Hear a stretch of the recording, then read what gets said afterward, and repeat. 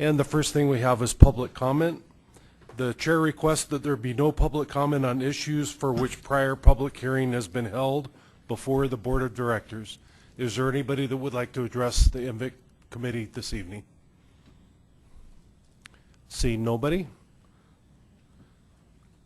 Item 3, summary of February 14, 2015 meeting minutes. Did anybody have any changes, additions, deletions? Okay, they will be accepted as presented. And we have item number 4. Brad Calvert is going to be doing a presentation on key elements from the efficient and predictable development pattern, et cetera, et cetera.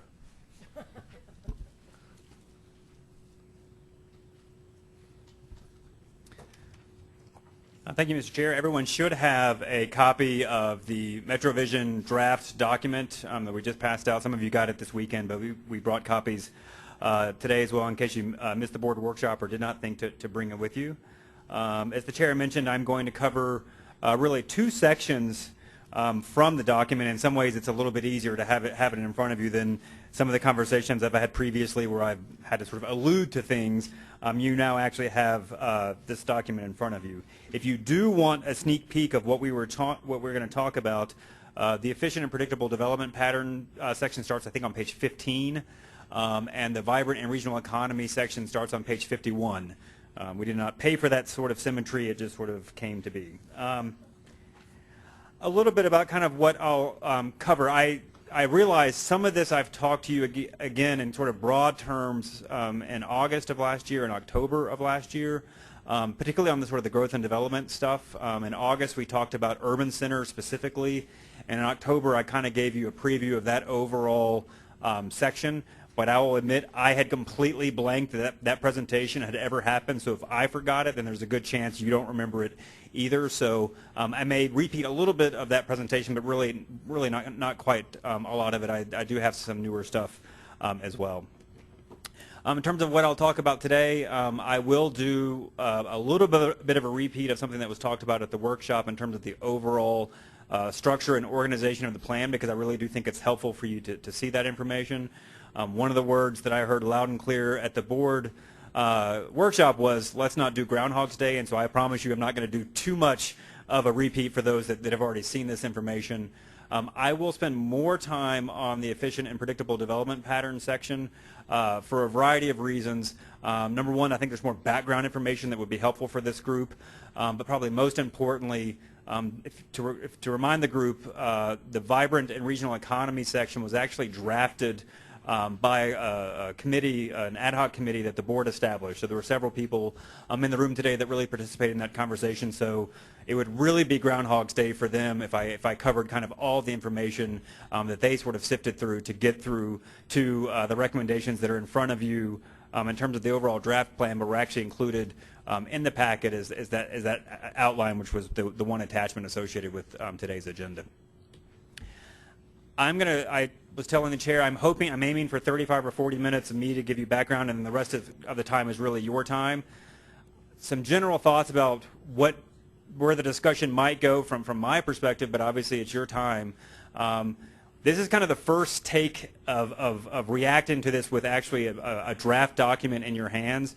And so thinking about how this group as the primary entity that really will review this and provide substantive comments wants to work might be something that you might want to talk about. I'm just throwing it out there. This is an informational item, but I do ask that anything that feels like you're giving staff direction, I think should probably be consensus driven, so that I have a real good sense of what the will of this group is as we go to maybe make changes to something you might see a little bit later. People do tend to focus on things that you might want to see changed, but it's important for me to also hear things that you think you can live with, so that I know that we can kind of sort of put a check by that, we're in good shape there, and maybe we can focus on some other things. And I would, if possible, with maybe the last 5 minutes or so, and I can glean it from the conversation, but based on what I provide with you today and your conversation, I would just like to hear if this feels like the right amount of information for you to have a really informed conversation, because this is not the last time you will see me in this sort of venue and like this, so I want to make sure that we are giving you the right information. So again, a little bit about kind of the overall structure. Everyone should have kind of 3 documents that we actually see as kind of one thing, but they're kind of companion pieces. Sort of the overall regional plan is volume 1, and they sort of cascade from there.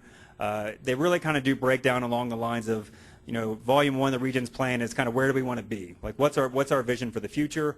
Volume 2 is sort of how will we measure if we're making progress towards that vision, and 3 are really what are the types of things that we can start doing tomorrow, the day after that, to ultimately get us to the vision that we laid out in volume 1.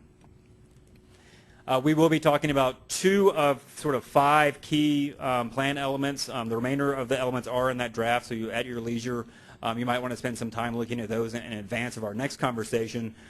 We talked a little bit, well, more than a little bit. We spent nearly 2 hours last month really kind of focused on the healthy, inclusive, and livable community section. But again, you didn't have a draft at that time, so I was kind of giving you the gist of what was going to be in the draft. But we will hit each of these in the coming months.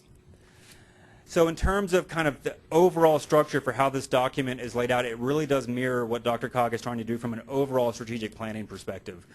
It really is outcome oriented. What are our aspirations? Where do we want to be in the future? And then it sort of gets more specific from there. Objectives are really things that we know that we need to work on, and the continuous improvement on that objective is a good thing. And then we have companion strategies that help us figure out how to make progress. And then those sort of cascade again into measures, measuring how we're doing. This plan is very much, the draft version is very performance-based. How do we know we're getting to where we want to be? And then the one thing that has thrown people occasionally is the difference between a measure and a target. We have lots of measures. If you look at the tracking our progress section, I haven't done a count yet, but I'm guessing it's 60 to 75 overall planned performance measures that we will measure periodically. But only a handful, 10, are really sort of highlighted as really key measures where ultimately we're suggesting that the board adopt a target for those measures, where we want to be in the future based on this point of measurement. So there aren't targets for everything. There are measures for pretty much everything that's in the plan. So again, I'll sort of go ahead and dive into the details on the efficient, predictable development pattern. I'm going to walk you through mostly outcomes, really focused high level, and trying to give you just enough background information so that you can kind of have a sense of maybe where this stuff came from. The one thing that I should highlight is recognize where this draft came from. Staff worked on this draft, but it really came from 2 places. It came from 2.5 or 3 years of engagement with stakeholders from around the region and kind of what they saw as key issues the board should be focusing on going forward. And when I say the board, I really do mean the larger region as well. And it also came from really valuing what's in the existing document. We really wanted to make sure and carry that forward to the degree that there was support from both stakeholders and the board to do so. So I won't read you these outcomes, but there are 4 outcomes associated with this. And Elise, you look very puzzled, and I want to make sure that you have what you need. No, actually, we don't have what Okay. we need. You said you handed out 3 things. 3 separate documents, yep. I have 1. Okay. We've got some full 2. sets here. Is it this our problem at the end over here? Yeah, we don't Okay. complete We'll take care of that. But is this just what you handed out at Yes, the retreat? it is. Okay. If you were at the retreat, you got this exact set. So that may help too. Okay. Excellent. You need the tracking. I do. Okay. So again, I won't read these 4 outcomes that are sort of the basis of the efficient and predictable development pattern. I will just really say, frankly, they really are a repeat of really where MetroVision 2035, the previous version of this plan, really highlighted, and frankly, they have lived in MetroVision many of these things from the beginning, since 1997 when MetroVision 2020 was adopted. Really what has happened over the last couple of years, and really mostly the last couple of months, is maybe adding some clarity, streamlining some of these things, changing sequence so that it made a little bit more sense from an overall document perspective. A lot of what's here in this version has ultimately been something that the board has seen previously with some tweaks kind of along the way. One of the things that did come up in a couple of breakout sessions at the workshop were this notion of help us understand what's changed. And as I mentioned, overall, a lot hasn't changed with this section, but I do want to kind of by outcome just give you a real sense of how, if you wanted to go back and look at the existing MetroVision plan, to kind of give you the beginnings of a crosswalk about how to potentially do that. Outcome 1, this sort of diverse, livable, et cetera, yada, yada, yada, it really is kind of building on what was previously the community design section. Go ahead.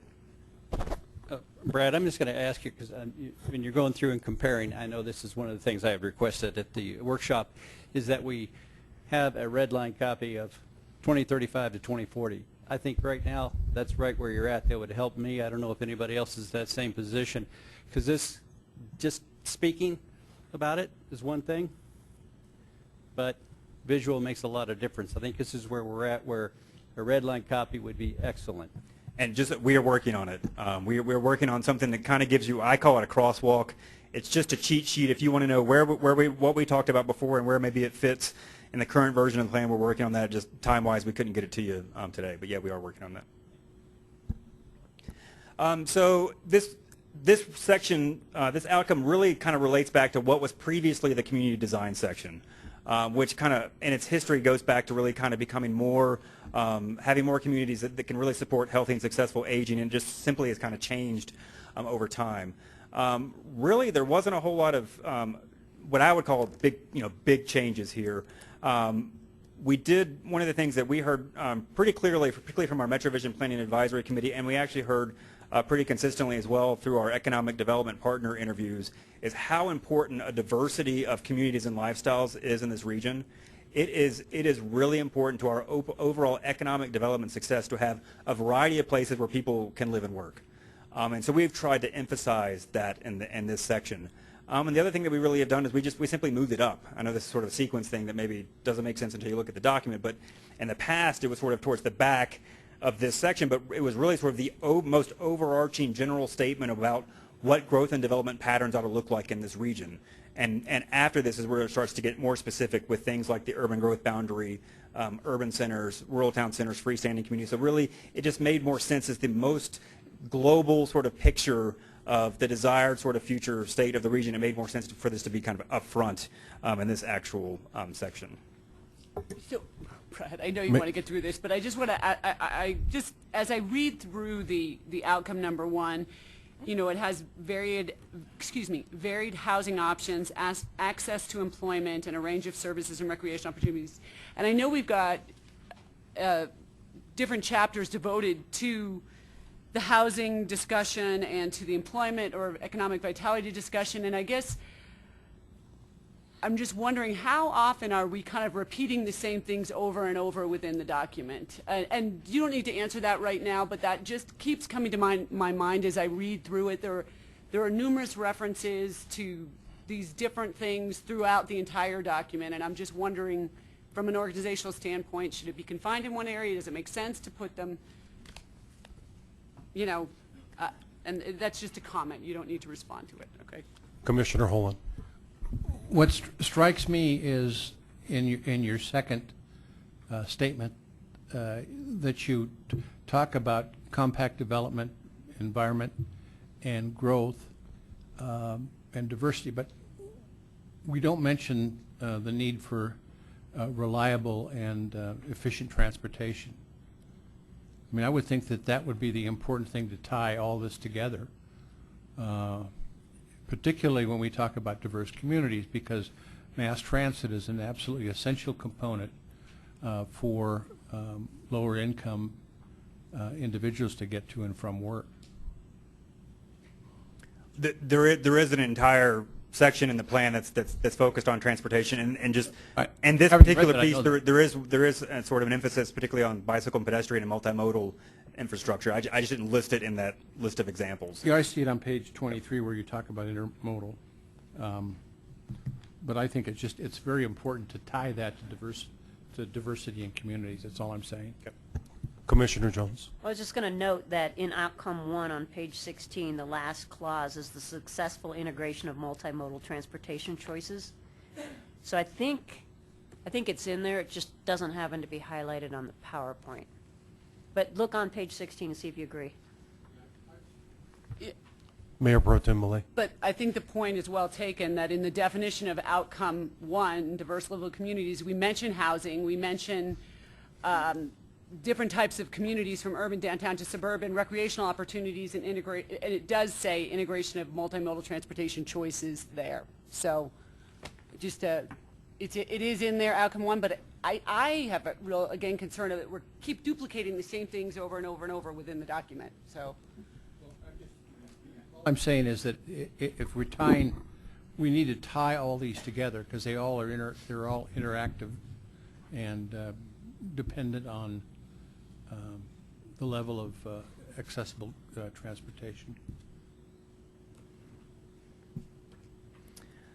Going on to the second of the four outcomes in this section, really this has traditionally been about our region's urban growth boundary and urban growth area. And it related to the previous plan, it was the extent of urban development section. So if you ever wanted to kind of go back and do a compare and contrast, that's really where you would start. In terms of modifications, there was a lot of streamlining here. Speaking of redundancies, we were trying to sort of kill redundancy. So we've tried to streamline here. And one of the things that we've tried to emphasize is, frankly, all the work that goes into maintaining this tool. I mean, urban growth boundary is in many ways a policy that this board has said is important to understand the urban footprint of this region as we go forward. But really, there's a tool associated with it that sometimes gets lost in that process. And so we made it very clear that there is a certain amount of maintenance that goes into making sure that that tool is maintained, and really stressing the importance of city and county coordination, particularly on the issue of annexation. And the other thing that we did, if you are going to want to do a crosswalk that was mentioned previously, some of the we actually took an entire section out that was previously called the large lot development section and tried to bring some of the key concepts from that section and into what is now the outcome, the section that sort of flows with outcome 2. And we'll have plenty of time to talk about this when I get through this. So, but if you do have burning questions, please let me know.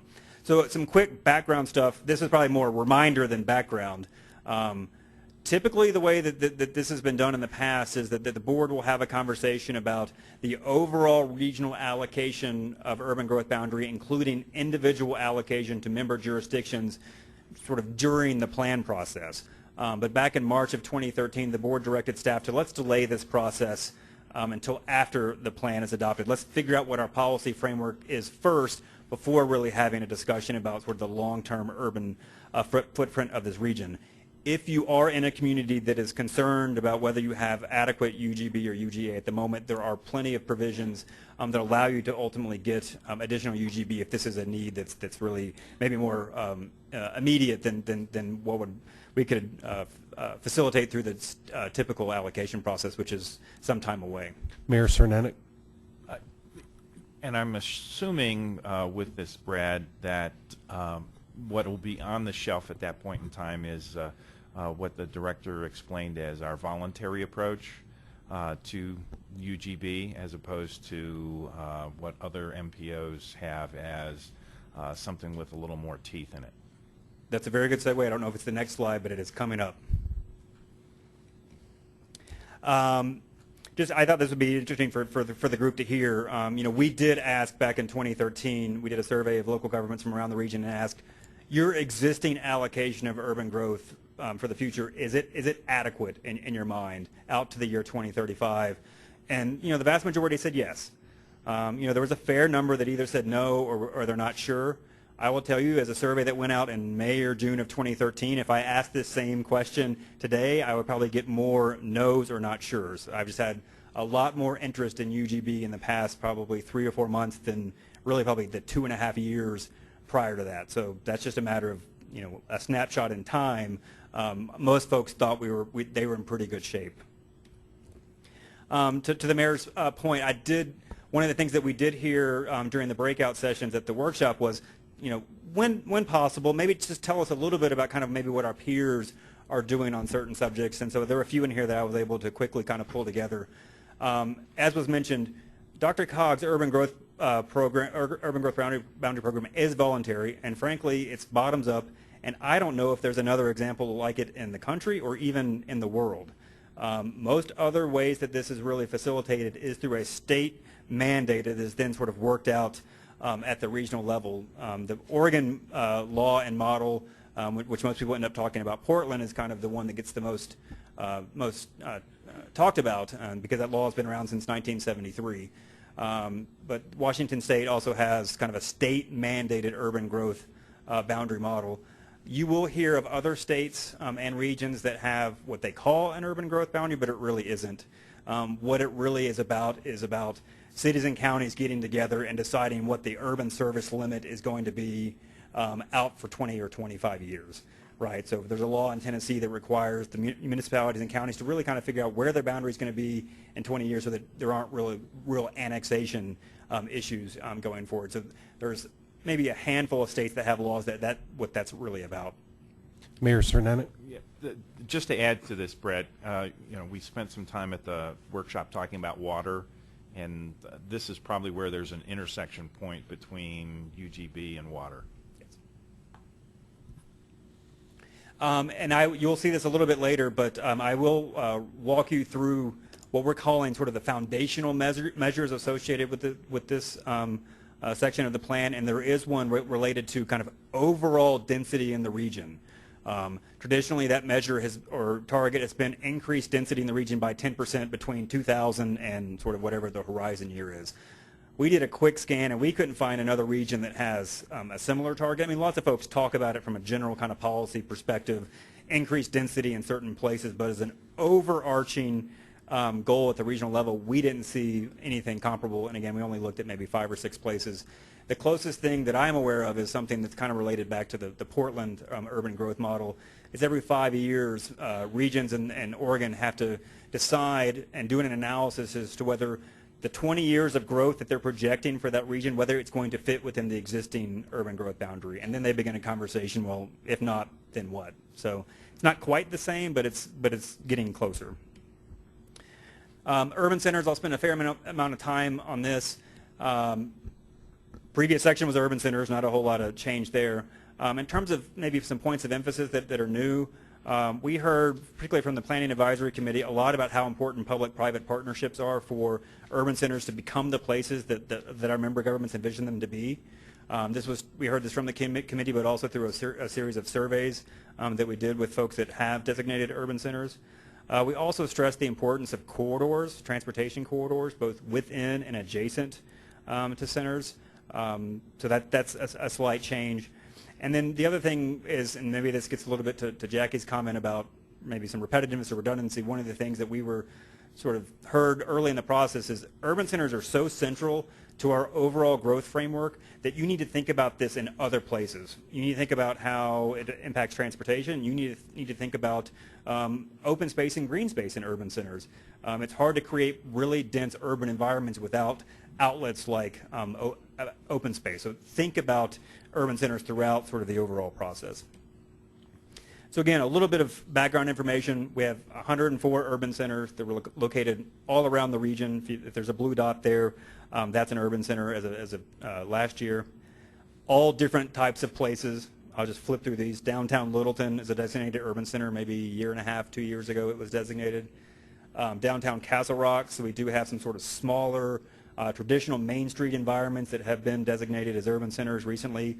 The board actually adjusted the designation policy a few years ago to allow these types of places to be designated. Previously, they would not have been allowed to be designated based on some density requirements that existed previously. We have places like what's called Lakewood Center, but really it's Belmar is what people will know it as.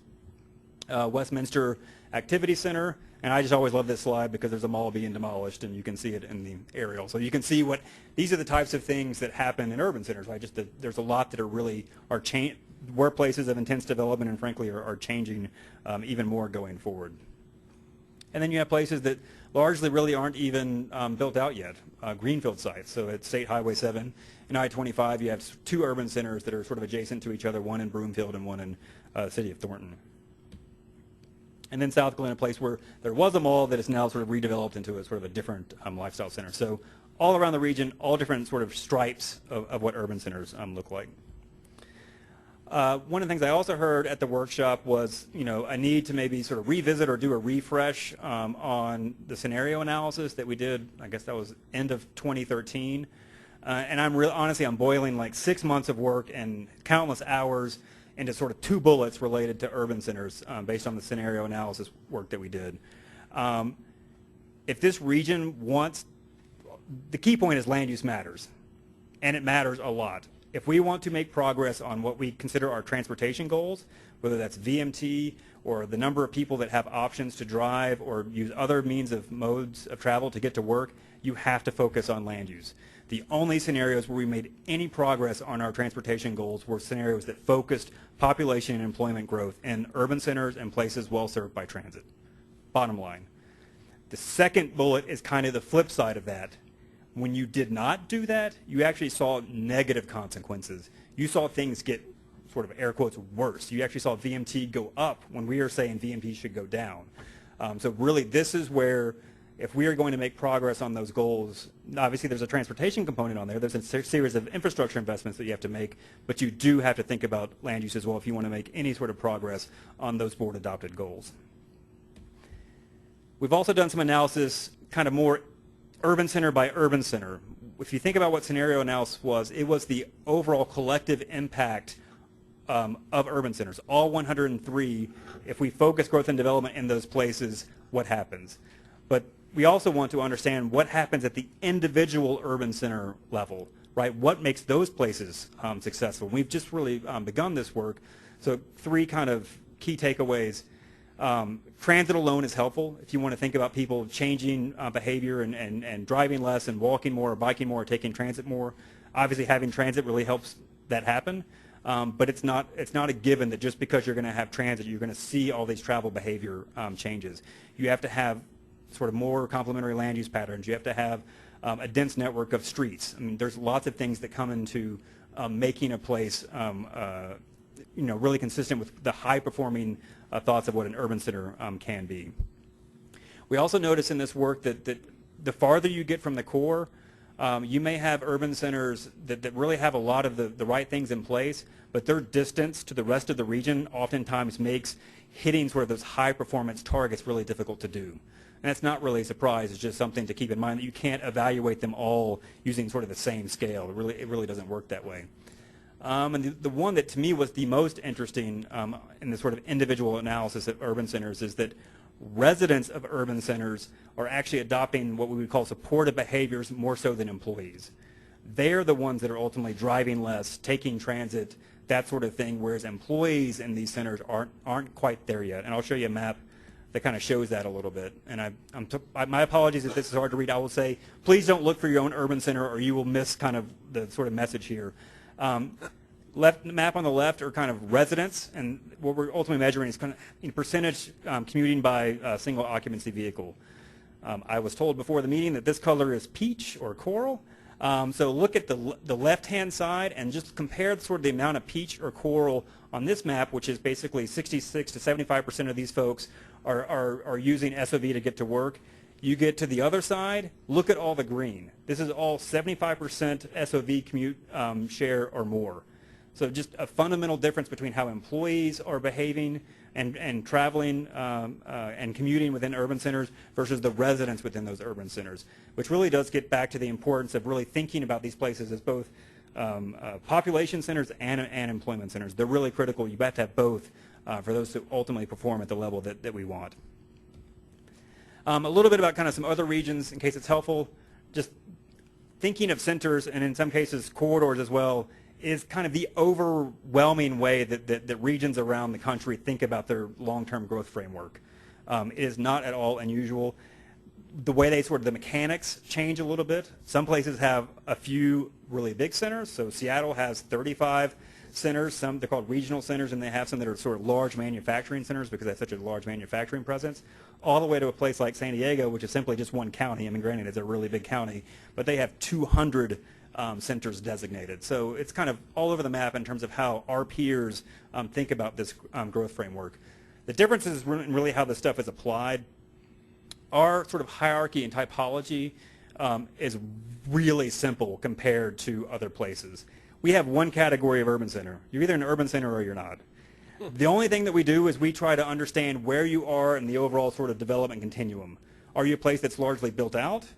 Are you a place that has some build out but is really going to see a lot of change in the next 15 or 20 years? Or are you a place that's largely a greenfield that really, the next house built is the first house, right? That's all we simply try to understand. We have you will see some regions that have as many like 12 to 16 categories of urban centers. So we try to keep it as simple as possible. The other thing that I think is important to note is kind of where maybe the variation falls among regions is DRCOG has always emphasized the collective impact of centers. 50% of new housing and 75% of new employment in all urban centers, versus other regions, some of them will focus on very specific performance measures by center. Each center is expected to grow by X%, or you need to reach 15,000 employees in your center before you get designated as X, Y, or Z. So they do focus more on individual centers. So just that's one different way that really regions approach it. We'll keep this in mind when we talk about the overall measures piece. But so in terms of two places that focus on kind of the collective impact of centers, two examples are Vancouver, BC, which has 26 centers, and I did use the Canadian spelling as well for at least one Canadian in the audience, versus DC, which has 141 centers. And you can kind of see kind of the way that people approach setting a collective impact goal for these places. Vancouver is focused, kind of like we are, on the share of housing growth and employment growth in these places over the next 25 or 30 years. So their current goal is to accommodate 40% of new housing and 50% of employment growth within these designated centers. And if you sort of fast forward out to the year 2040, that means they would have about 30% of their region's housing in these 26 centers and 43% of the region's employment. Sort of the DC version, you can see some similarities here. They really are emphasizing that these places should be connected with transit. So you've got 141 places in a very large region. They want more than 2/3 of them to be connected and served by transit.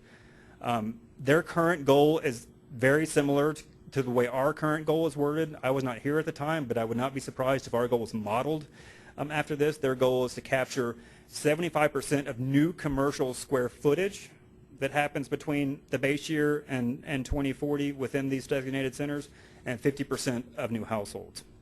But then they also have some nearer term goals, which are interesting, is that by 2020, the housing and transportation costs combined in these places will not exceed 45%, and that 80% of the new and preserved affordable housing units within the region will be captured in these centers over this 8-year period. So just some examples of folks that are kind of more similar to us in thinking about collective impact, kind of how they handle that. Freestanding and rural, obviously this kind of relates to previously the freestanding communities and rural town centers section of the plan. The only really change is we can combine them under really the same overall outcome. They are both about having distinct areas, sort of some distance from the overall urban footprint of this region. So in many ways, they're really similar in their overall set of values. Just in case you don't know where these places are, and many of you may not, we do have 4 freestanding communities which have really been on the books from the beginning of the MetroVision process. Boulder, Brighton, Castle Rock, and Longmont are all designated as freestanding communities and have been since 1997. There are 13 places that have been designated in the plan as rural town centers, and I'll talk a little bit about both of these here in a second. Freestanding, just background, again, really part of the original MetroVision plan, and frankly, not a whole lot has been done with the sort of policy framework of these places since.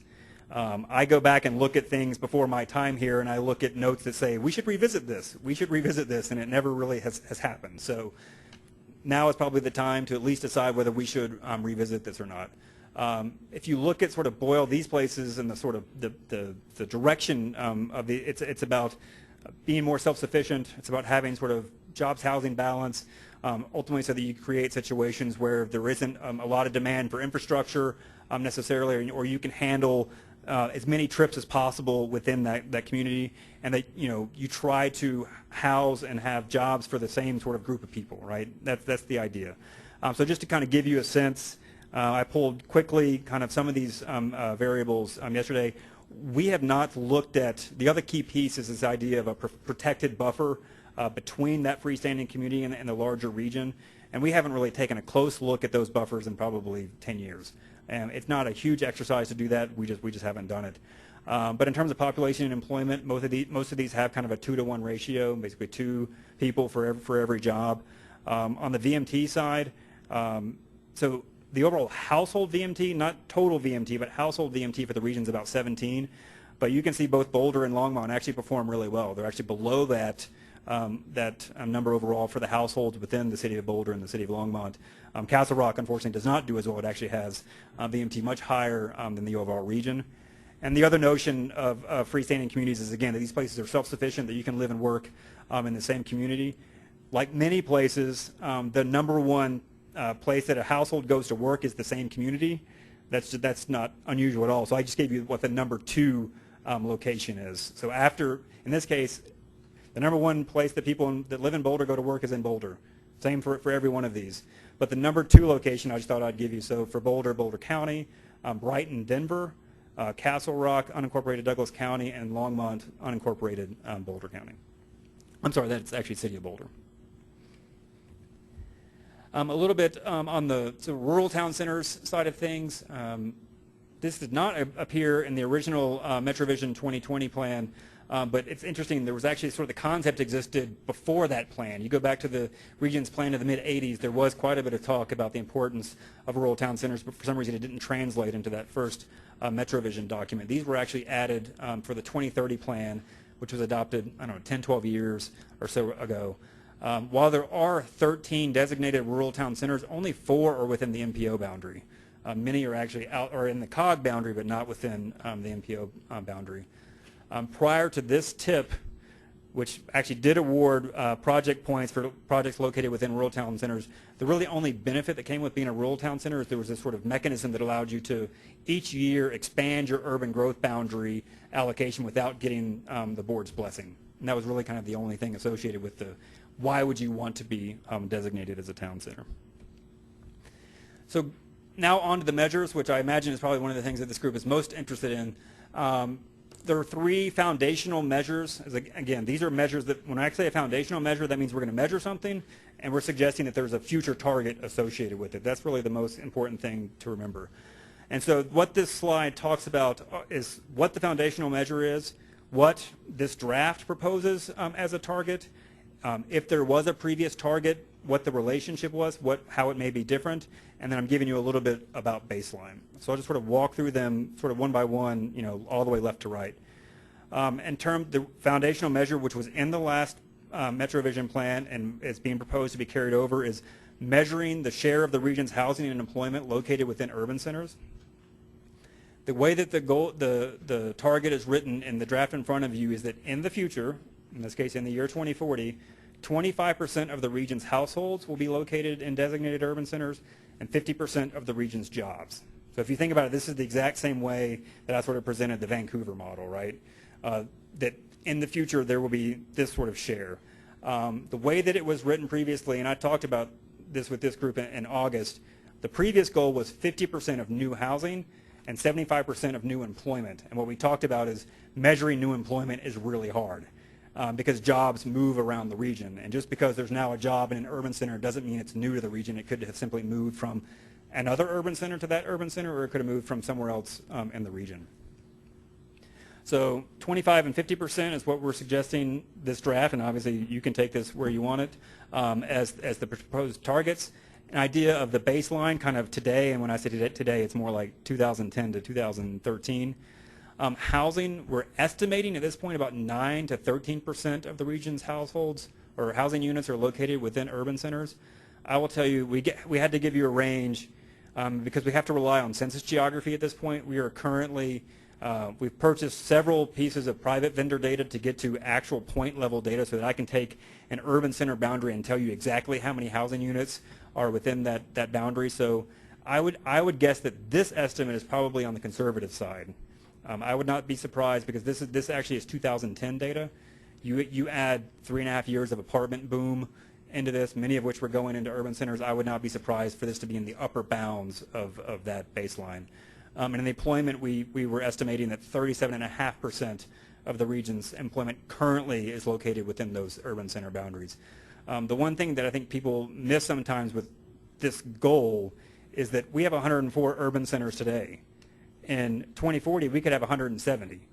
Not only is there sort of a mode of getting to this goal that is putting population and employment in these designated places, it's also about expanding places that could be characterized and qualified as urban centers. So there's multiple ways to get to this target.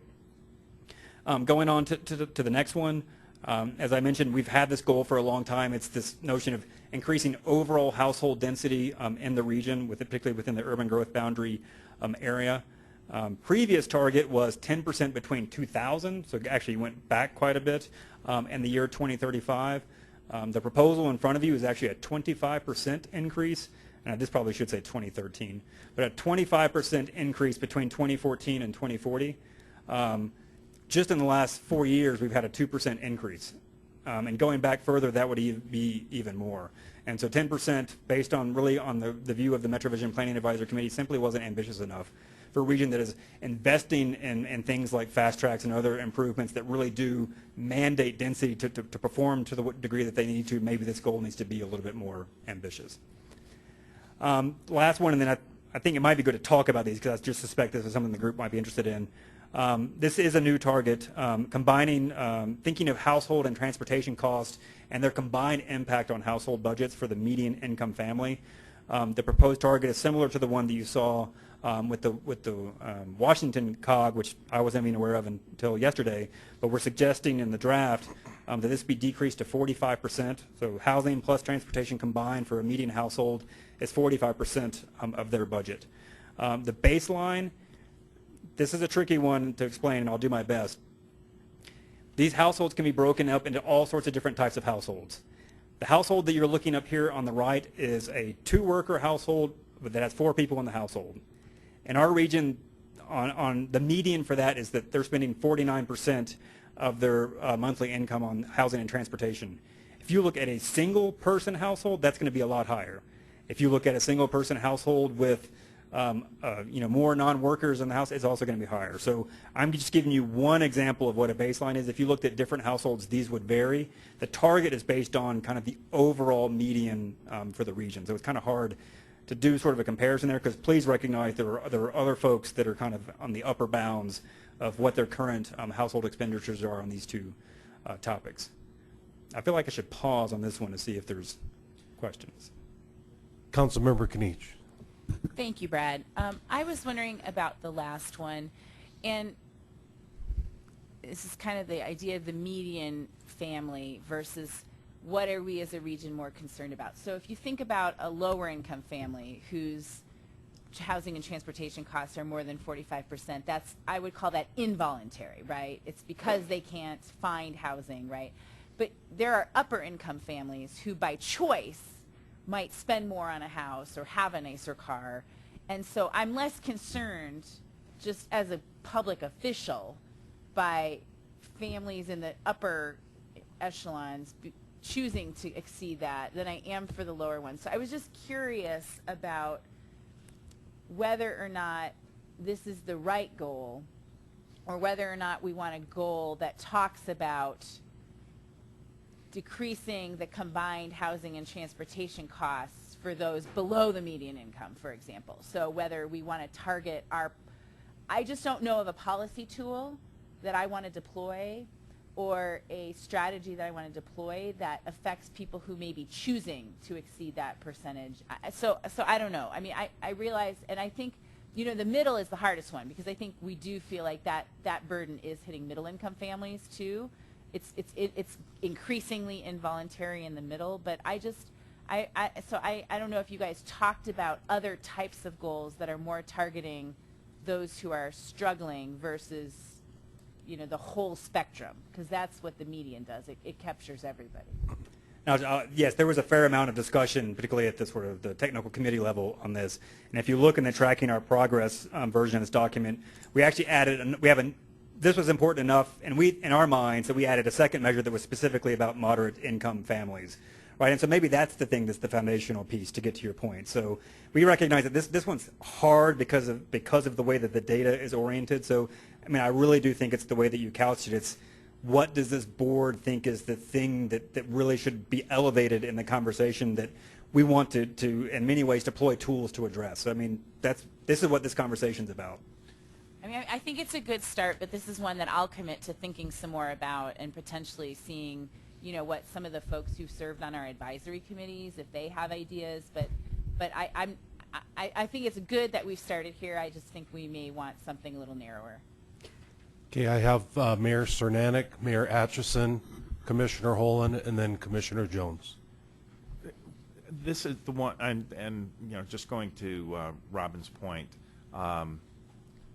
this is one where we might want to have a discussion paper or such that talks a little bit about this, since it is a new measure that might talk about exactly the aspect of, because what we're trying to do with all of this is have a diverse environment where we have everywhere from workforce housing to exotic versions across our communities, and thank you for that.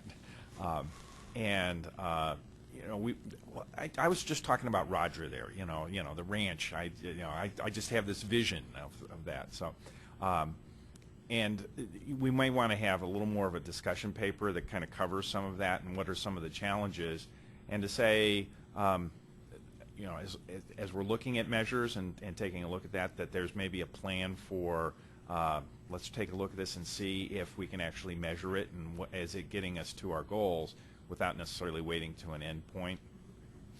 Yep. Mayor Atchison.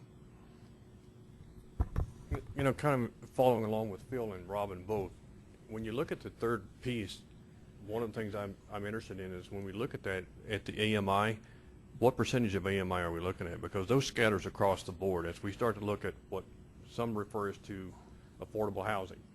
And I'm trying to quit using that because there's a connotation when you talk about affordable housing that people think immediately you're thinking about projects. So I'm trying to switch over to market rate housing because that's not such a negative connotation with it.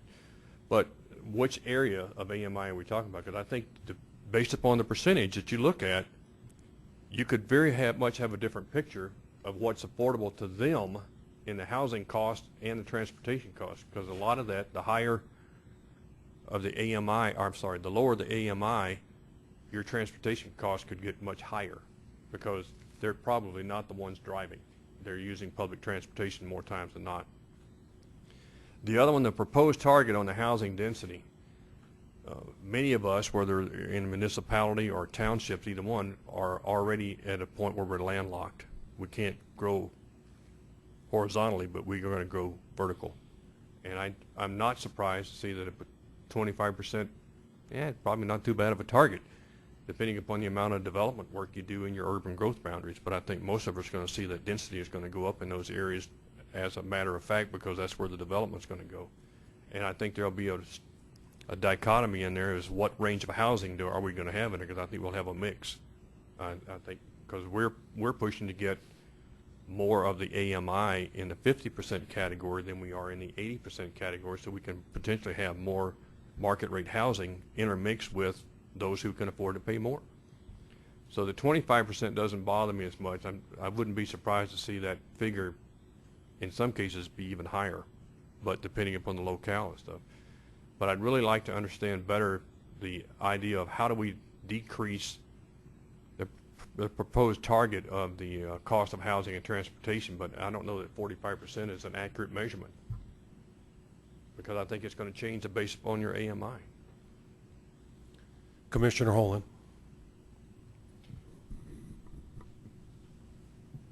I certainly agree with everybody that spoke so far on the issue of determining the type of housing. I think one thing that we need to also address in this is the definition of median income family. Are we looking at the federal definition of poverty? If you begin to look at some of the statistics, eligibility for the SNAP program for a family of 4, I believe, is about $45,000 to $50,000 a year. And is that a factor that we need to look at in terms of how we define the percentage of income if the family is involved in a subsidized program, which overall impacts or inflates or deflates the income, the average income that's reported. Commissioner Can I- Jones? Can I say something? yes, A please. quick note, I mean, I agree with that a lot. The one thing is we are beholden to the data sources. So we almost have to, how people define AMI or other things, if they're the ones generating the data, we sometimes just have to live with that. So that's just, because we want to be able to routinely sort of give you the data, so we're, again, beholden to how people are defining things for us sometimes. Commissioner Jones? I think this is a really important discussion, and I'm wondering if we could have any of the raw data that shows sort of what are the current costs for housing and transportation by income level, and get some sense so that we could be a little bit more educated in this discussion, because I do feel like we need to understand the 45% target a little bit better before we know if we've landed in the right place. And I'll just quickly add, I mean, the technical folks struggle with this as well. I mean, you will see there's probably 3 to 5 measures in the long list that are all kind of around this topic, because they all had sort of good things that worked well with them, and there are things that were probably problematic. So I think it would be good for this group to help us sort through how to land on something that is transparent, makes sense, and is easy to communicate. Commissioner Rozier? Thank you, Mr. Chair. I believe Commissioner Holland brings up a good point, and it's been a discussion in Jefferson County having to do with medium income, low income, and how, if you are receiving any type of services, how that is reported. In many cases, it's not reported. So you would still show a very low income, but when you get those services, you're actually at more of a median. You're well above what would be classified as a low income family. Also, I just want to put out here is Jefferson County is home to the largest number of retirees in the state.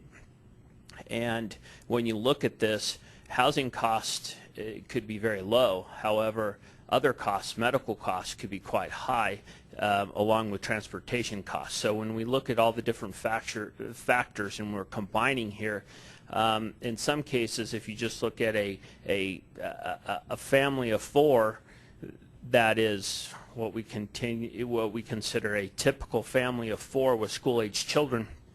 You can have a family of 4 with a retired or even a retired family in place, and they would fall off the specter here. It does not relate to them. Mayor Pro Tem Malay? At the workshop, we had a great opportunity to see some of the cool tools that DRCOG has at their disposal. And I'm wondering if there's an opportunity to actually look to understand what our region would look like if we were going to meet these targets. And I'm not sure, as has already been stated, whether or not that the target as presented is the appropriate one. But what does that mean? What would our communities look like as far as housing, and what would the cost of transportation have to be to achieve the goals? And is that something we can use to help drive our decision on a target? Because I think there's a number of ways that we could look at households, and then what would the transit price have to be? What would gas prices have to be? What would the cost of automobiles have to be? Where would people have, in order to achieve this, where would people have to be living? What would we look like as a region? Is there any way that we can have any sense of what that looks like for us? So to achieve that in Douglas County, what does that mean the housing price would have to be in Douglas County? And where would people have to live to really get their transportation costs that low? And I realize it's a regional goal, but Castle Rock, one of the doesn't have any real transit options to them. So I guess that's what I struggle with, is what does this look like for us as communities and as a region? People would have to live within a certain distance of their job. The cost of a home in the region would have to drop by a certain amount. Can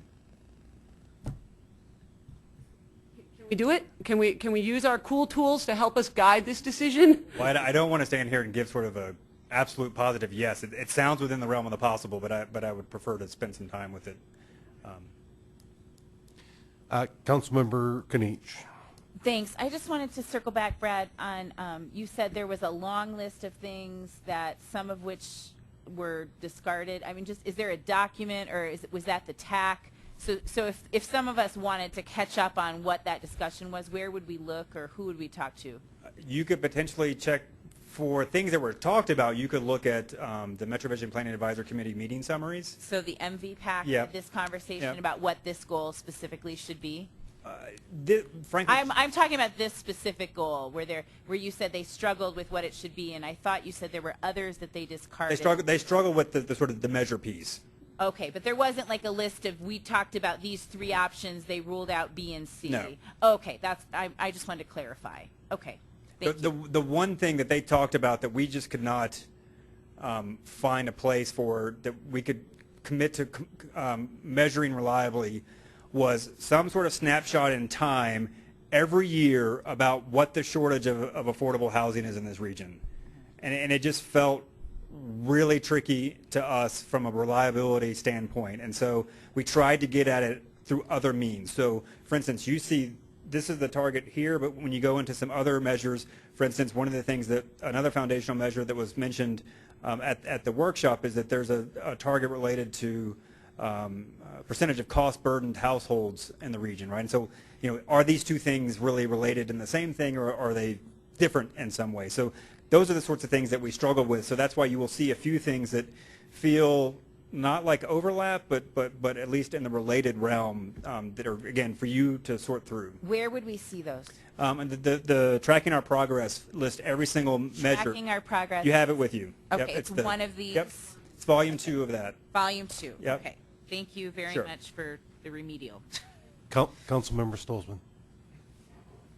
So I think this is a really great target for a lot of the reasons that Mayor Pro Tem Millay raised. I think if you have an area where your housing prices are going up and up, a way that you can soften the blow to the lower income families, and I'm not thinking low income, I'm just saying 50% and below, is to make choices for your community that allow affordable transportation. So that if you chose to take public transit, it could be an affordable option, and that would soften the blow on your housing market if you had a really good market and maybe it was higher than other areas of the region. So I think it's important to look at them separately a lot of the time, but combining them gives you a nice way to say, hey, okay, our housing is doing one thing, and how can we help those people get integrated into our communities? Mayor Pro Tem Millay.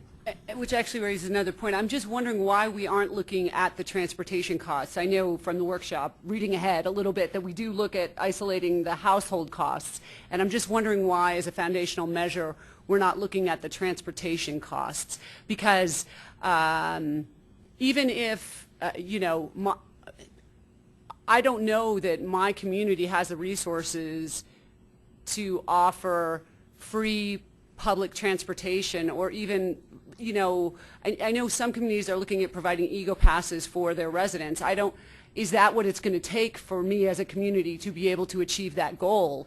And before I set that goal, I'd like to have an understanding. So why is it we're not isolating transportation costs in this document, or as a foundational measure? Well, my answer would be because I didn't really hear that from stakeholders, right? And that's really my job has been to reflect what I've heard. What you see in the document, I mean, there are probably 40 measures related to transportation, and oftentimes you think about with transportation, you're thinking about cost and time and things like that. And so there are lots of measures related to transportation with safety and all sorts of things. And this just did not come up as I did not receive direction or guidance to isolate transportation costs as something that should be a foundational measure. And I guess to the board, I think that's a question that we need to consider, because we actually do have some impact on the transportation in our region. And so a significant impact with our TIP program dollars. So to me, the time, again, reading ahead a little bit from the workshop, I don't see a target that talks about commute times for people, and I don't see a target that talks about transportation costs. And I do think those are issues that we should be addressing as a board, because we do have a direct impact with our transportation partners on transportation in the region, and I question whether or not they didn't bring it up because they figured they didn't need to bring it up with us, because we are kind of a transportation group. So I question why you didn't hear it. I wonder if that is part of it. And I guess I think that the commute times in our region and the cost of transportation in our region are issues that this board should be considering in this MetroVision document. I'm just shocked that you were reading ahead. Councilmember Plass. I had a question on the top of the chart there with regard to the proposed target and the previous target. So for the 25% of the region's housing would be located in urban centers. So that's the proposed target. The previous one talked about 50% of new housing. I'm just kind of wondering how they relate. And so if we were trying to get to 25% of the region's housing in urban centers, what does that mean in terms of how much of the new housing, what percentage of it would have to go into urban centers? So is this actually a more stringent goal, or just help me understand how kind of an apples to oranges kind of thing, just for my thinking? We made this, even though we are changing sort of the measurement, we try to make it as apples to apples as possible. So if you took the previous 50-75 goal and actually achieved it, you would land in the neighborhood of 25% of the region's housing would be in urban centers and 50% of the employment based on the baseline that we had at the time. So really it's more about changing kind of the dynamics of how the measure is presented than it is sort of the intent of what's here in terms of being more aggressive, less aggressive, et cetera. So it's meant to be, okay, it's meant to be very similar in terms of It's focused on the outcome, okay. Sure. what Okay. happens at the end versus what you were experiencing in terms of change year over year or throughout that process. Okay, thank you. That help? Yes. Okay, good. Commissioner Jones? Well, I was just trying to noodle over what Jackie was saying about whether or not it makes sense to measure transportation costs separately. I mean, certainly this body has a huge impact, can have a huge impact on transportation costs, and I'm thinking about multimodal and bike ped, and if we put pressure on RTD through their fare study and things like that. The last part was wishful editorializing. But I also think that there's this trade-off between housing and transportation costs that's quite real, not only in the way that Ashley pointed out that it gives some flexibility to localities on how to achieve an overall lower cost, but also common thinking that you can live farther out to get cheaper housing, but then you increase your transportation costs. So there's a dynamic there that I think putting the goal together helps measure. So I'm not necessarily opposed to that. I think on the commute time, that gets tricky because, depends on how do you factor in transit, bike ped, and alternative modes. And so I'm less clear on if that's what we're trying to measure, level of congestion. So I'm not sure I'm offering solutions. I'm just noodling out loud. Go ahead. Just to clarify, I wasn't suggesting that this combined not be looked at, but I think for me to be able to make good policy decisions, I need to have an understanding of what the transportation costs are in the region as well, not just the housing costs, because they're burdened by both, not one independent of the other. So, to understand that dynamic, I probably would need to understand, and the foundational measure number 4 is, share of the region's households that are cost burdened spending 30% or more of their income on housing. That's the next foundational measure. So we're looking at housing, and I guess I'm suggesting we potentially need to look at what are the transportation costs as well. So instead of having those 2 foundational measures, maybe have 3. Right. Okay. Right. Mr. Graves. Thank you. Thank you, by the way, Jackie, for clarifying that point. I just wanted to speak in opposition of the possibility of decoupling that. I think so thank you. I better understand now. I just think that those things, it's like a balloon, right? When you squeeze a balloon, clearly one part is depressed if you're looking at prices shrinking for transportation, but that has impacts, right, in housing these other pieces. So I think it's very important to look at it holistically. Mayor Cerdanek. As we're looking at all these measures in that, we're going to need probably a little more support, and that's why I talked about the discussion documents and not losing those. But the other question that I have is, getting somewhat to Jackie's point about not sure how some of these things can happen. This is a regional planning document of which the DRCOG board, with its transportation hat, is only one partner in that process. And so there are others that may or may not have a buy-in to the plan, but at least it's been exposed to them. So there's a coming together of forces that will achieve these, and it's not all just our, I'll put it, our tip allocations is not the only tool we have as a region. There are several people that have not taken the opportunity to speak. If you'd like to, please let me know. Commissioner Partridge. Brad, when we just say housing transportation, I think we all might have our idea of what it is. And I just sitting here think about it. I don't know what all would be included in housing cost. Is that cost of utilities? That just is so variable, so a lot of these things out of our control, along with somebody's choice of the housing. It's just a variable, and there's so many factors that change. Interest rates affect that housing cost. I look at transportation, and does that included the type of vehicle you would choose to buy or the type of fuel? So really when we have these two up there, we just say housing and transportation. It's not enough information for me to even get into discussion about until we really have what is it that we understand. Because I think there's a lot of variables and invariables there that are really beyond us. Could be beyond us, but I think we have to really analyze that. So it's not that it's an onus on you to come up with that, but I really have a challenge trying to figure out what that means. Anybody else? Okay. Alrighty. Shocking, maybe. I'm sorry. Mike. My question was if we were just talking about this housing issue or all of the things, and also if we wanted to continue on before we did the broader conversation. So you might have just been doing that. Yeah, I think that a little bit more presentation, and then we can open it up again. Okay. Go ahead, Mr. Cobb. Let's roll.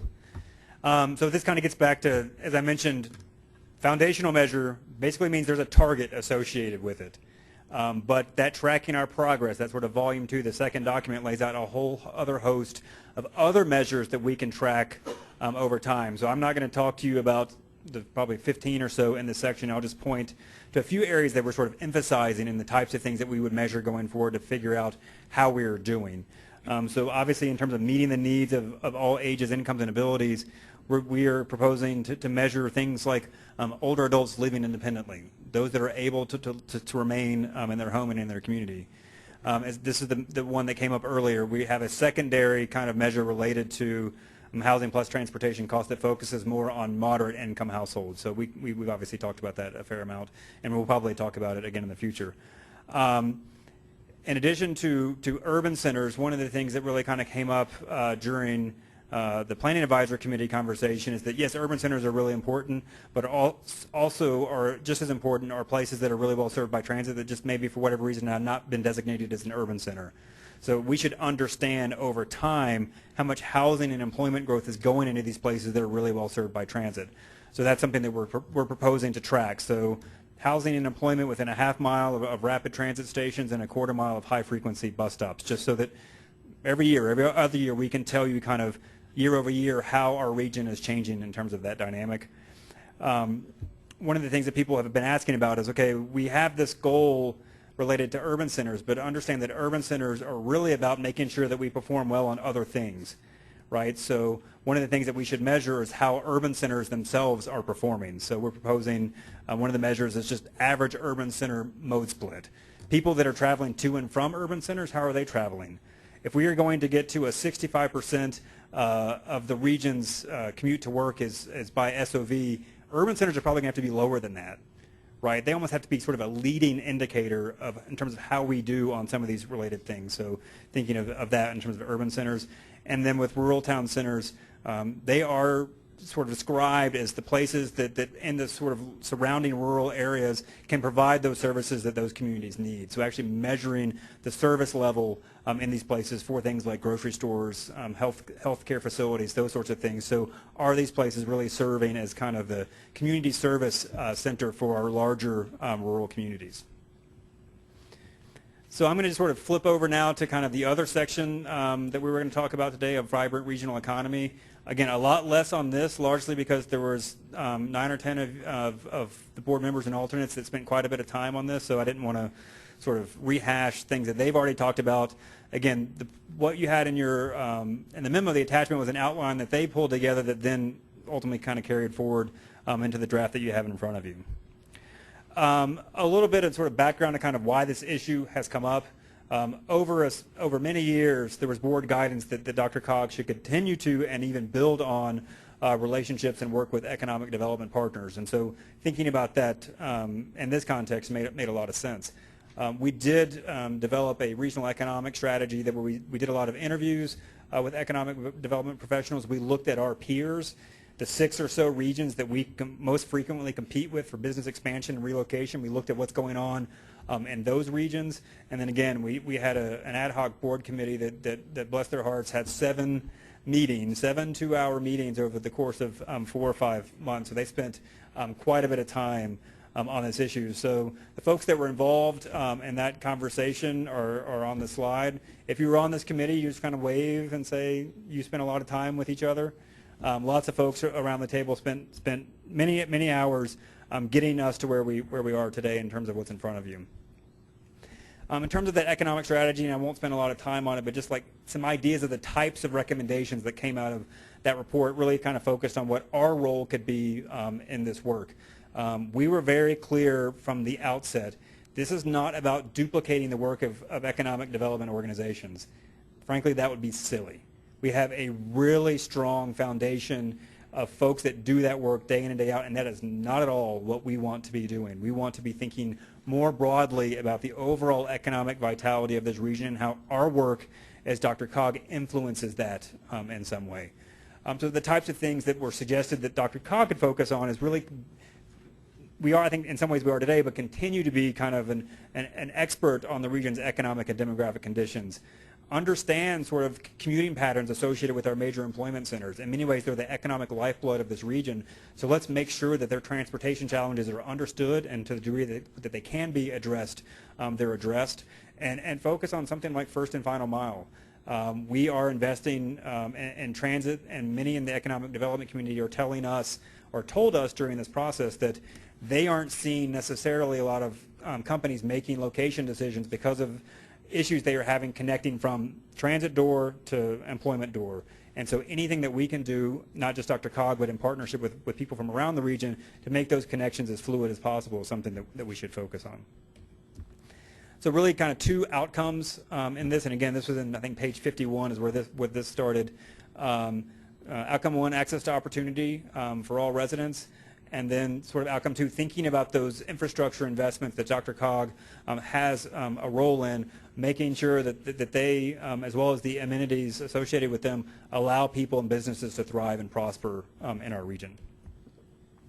So given that this section doesn't have a ton of objectives and measures and that sort of thing, I'm giving you sort of the full list here, which is, again, in the tracking our progress. But a series of objectives, and here are the measures that are associated with it. We heard pretty consistently this idea of, investing in transportation is really key for this issue. How we do on congestion and things like how long it's taking people to make trips are really big economic drivers in this region. How long it's taking people, so travel time to these employment centers. One of the things that we added recently that I thought was interesting is just share of employees in the region that have access to an eco-pass. because there's such a strong correlation between that benefit and people's willingness to take transit to and from work. So these are, again, I can keep the slide up, or they're all on, I think, a single page in your document. So that's really it. We've already started the discussion. I'm happy to kind of like continue where we were, or whatever you want to talk about. If you want to focus on this section, if you want to talk more broadly, I do. You know, I heard a little bit about some things that we can do when we provide information to you in the future that we can do a better job of. But please, let's reserve a little bit of time at the end so that I can get the best guidance from you. So the next time, as we continue to have these conversations, you have in front of you what's most helpful. So with that, I'll turn it over to the chair to lead our discussion. Councilmember Shakti, did you want to start off, or do you want to wait a minute? Go ahead. And this is, the whole thing's open. My presentation is concluded. All right. So I have a series of questions, if that's appropriate. The first is, you were talking about urban centers, and there are some urban centers that aren't developed yet. And so I just want to understand better, what is the definition of an urban center? How did you pick those places? Urban centers, at their essence, are ultimately they're places that now or in the future will be mixed-use, multimodal, with a variety of housing options that will develop at an intensity that's more intense than the surrounding community. And so if that's in the plan yes. for the area? Yep. Okay. Then you talked about the buffer for freestanding communities, and that seems sort of similar to me as the urban growth boundary for the main area. But it seemed like you were saying, well, you were saying that we haven't tracked it as well. And I'm not sure I understand all the nuances of the mechanisms of how this works or whatever. Is it getting the same emphasis as the urban growth boundary? Or I would just say that this would be something that is important to me in the same way the urban growth boundary is important. Do you have an answer to that, or is that just we leave it? No, they are different. The freestanding communities, one of the key things that makes a freestanding community is this idea that it has a protected open space buffer that separates it from the larger urban region, right? And so what I mentioned is that, you know, we in maybe the mid-2000s went and looked around each of those freestanding communities and looked at sort of how much open space had been acquired, and was that buffer, did it exist in reality? And we really just haven't done much of that over the past 10 years or so to sort of, again, take a look. Is that thing that is considered really important in those communities something that's happening? And I guess all I would say is that if part of the goal is to not become one huge mass of sprawl and to have open spaces and more confined urban areas, that part of that is making sure that the central metropolitan area doesn't grow out infinitely, and then part of it is that the same would apply to these outlying areas. That if either one grows, they'll meet. That would be my point. And I think it's important because some people sometimes lose this connection. Understand that in theory, all these things work together, right? We as a region over many years have talked about the idea that we want to contain sort of our urban footprint, like how much we grow, right? And one of the ways that we've done that is we have places like urban centers and freestanding communities that say, hey, we'll take this growth. We will take it and we will put it in a place that's a compact mixed-use environment that hopefully is well served by transit, right? So to get at that. So they work, we think of them and talk about them in isolation, but the idea is that it's a framework that works together. Good.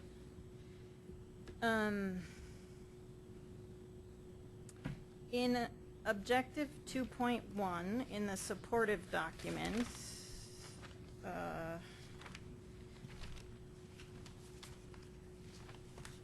I wondered if it should have, I know that in some of the other objectives you talk about the zoning, or we talk about the zoning of the I'm at Objective 2.1. Well, it's page 2 in MetroVision supportive actions. And I'll just quickly, while people are going, this is one I've not talked about a whole lot, but that's, you know, one of the things that we, and I mentioned this at the workshop, is, you know, we heard a lot of direction that it would be, this plan should be a call to action, And therefore, there should be sort of a list, a menu of options of both regional and local actions, and that's what this companion piece is that Shakti's referencing. I don't know how specific we're supposed to be at this initial stage, but so in other places we talk about zoning, I think related to the urban centers, but so this goal is urban development is focused within the region's defined urban growth boundary area. And so it seems like there could be something about having zoning that allows people to live within the urban growth boundary. So it's not just in the urban centers, it's some kind of zoning bullet I thought would make sense there. And then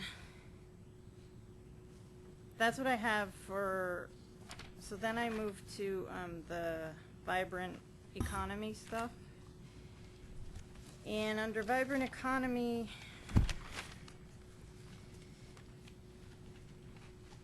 okay, if we go to MetroVision tracking our progress, page 9.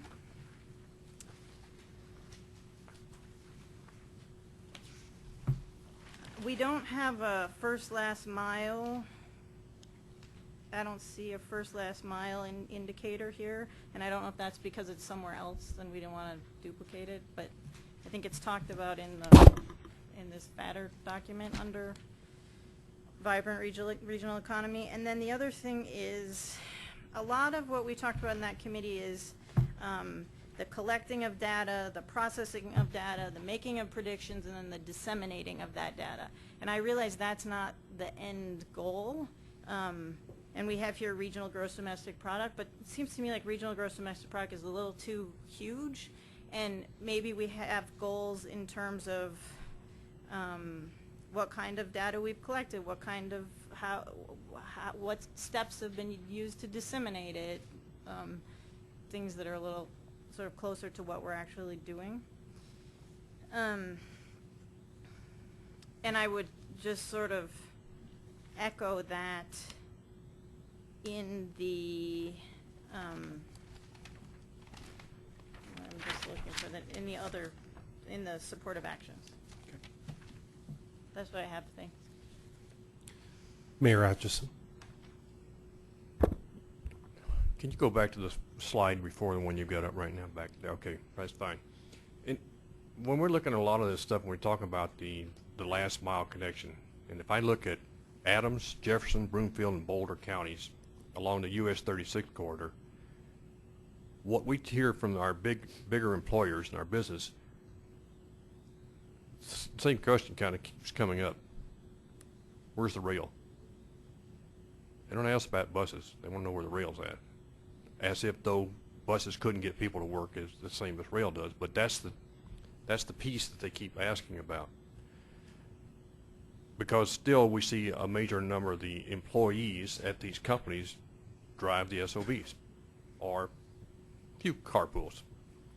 Take the same thing, I go up into Broomfield County, Adams County, and some in the Well, and what we see is people that are having issues with getting employees to drive.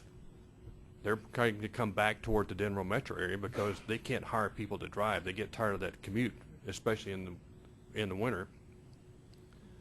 So I think we get back to the continued thing is how do we make that last mile connection to get them closer to transportation that they'll actually try to use without increasing our VMT.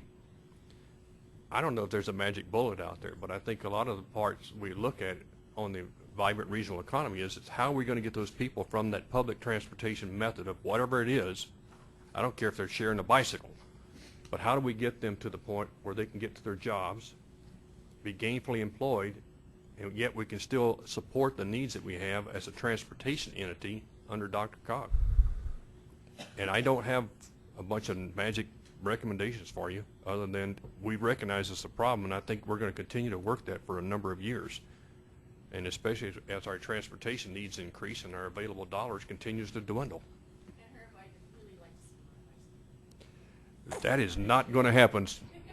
You're more likely to see me riding a horse to work than you will a bicycle, because I fall off those Not darn unless things. the bike has a saddle, right? That's right. Bicycles hurt you. But I think it's a regional thing that we've all got to come to grips with, is trying to get our people to work and trying to get them home in an effective manner with no real opportunity in the foreseeable future to increase our transportation capabilities, because there's just no dollars there to do it. And whether it's 6 miles wide or 12 miles wide as far as the lane miles, we're still going to have the same congestion problem getting people to work. Other questions or comments? Oh, Mr. Graves. Thank you, Mr. Chairman. I just wanted to quickly commend all of the members of the Economic Vitality Committee, my fellow brothers in arms. I really feel like we had a substantive discussion and spent a lot of time on the nuances, and there were some difficult moments, but I really feel like generally this reflects the diversity of all of our communities. And I also wanted to acknowledge staff that really had to sort of wrangle and help us sort through some very difficult parts of the discussion. So I think this was a job well done.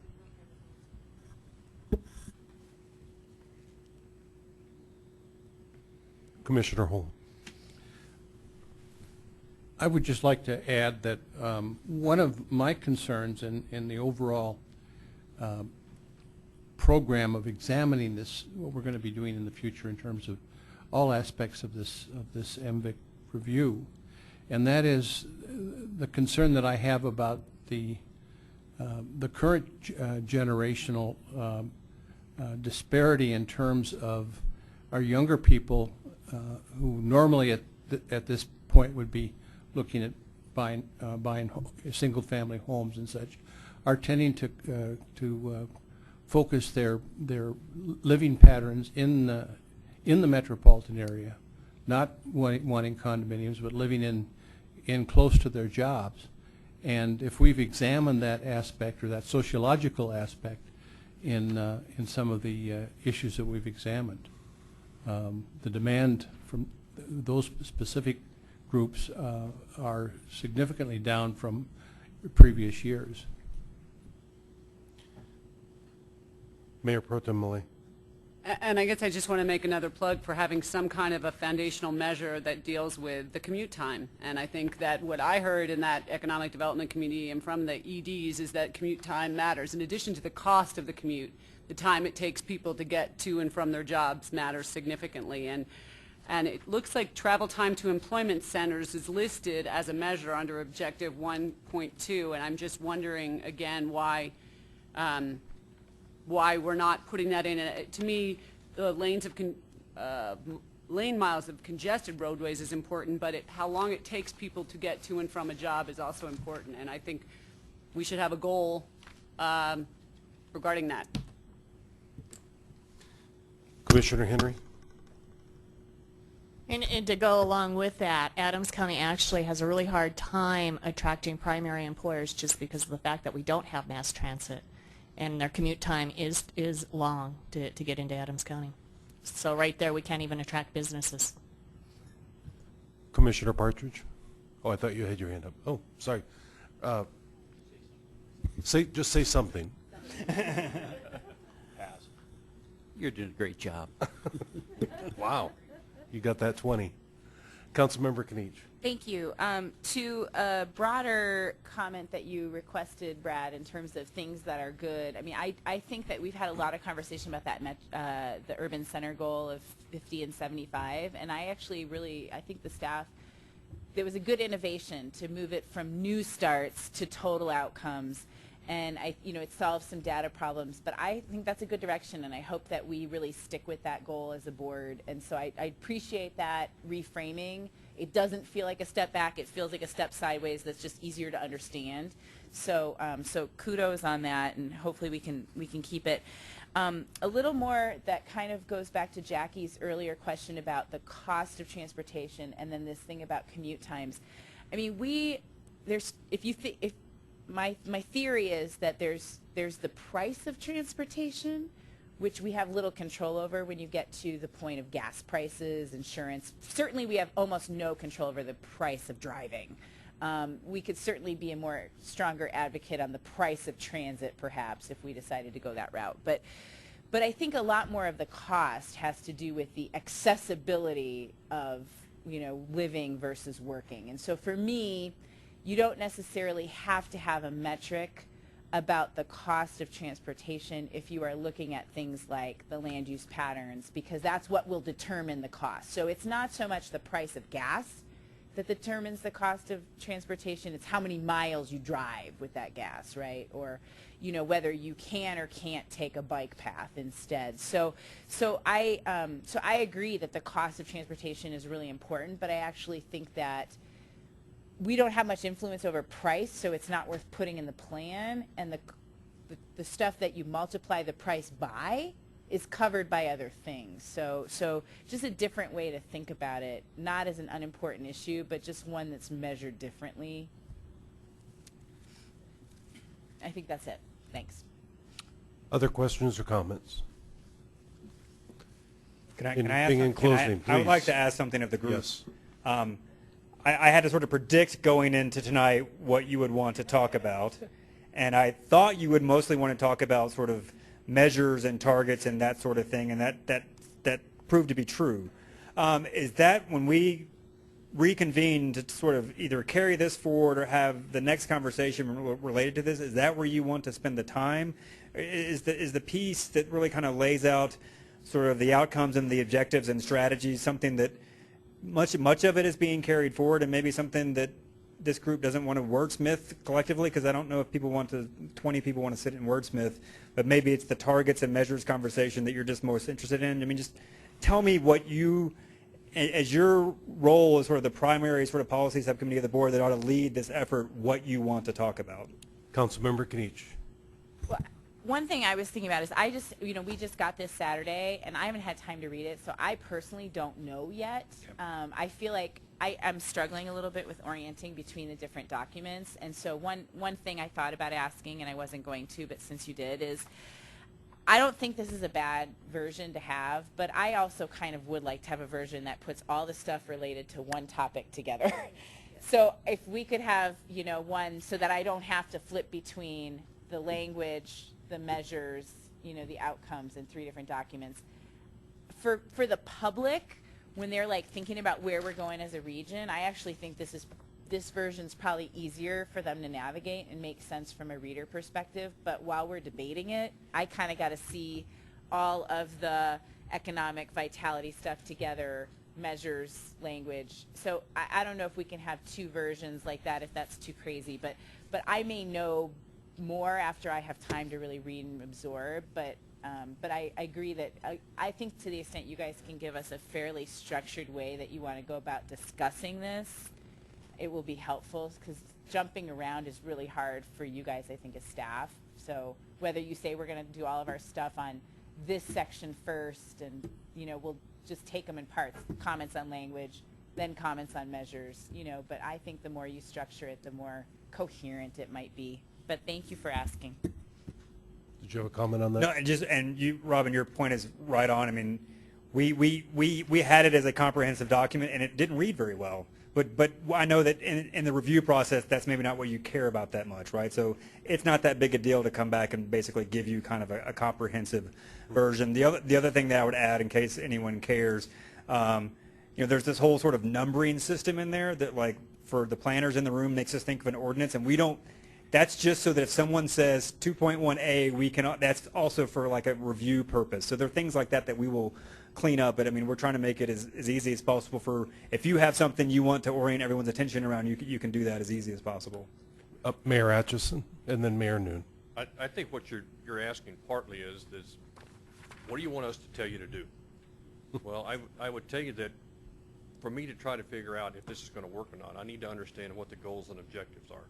And if that's because we're going to get a measurement criteria, then that's fine, but at least I've got something to work from.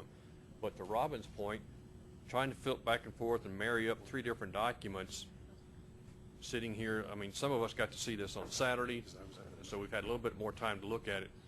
But I think the outcome is, what do I want to be able to measure, and how do I want to take that measurement and do something with it?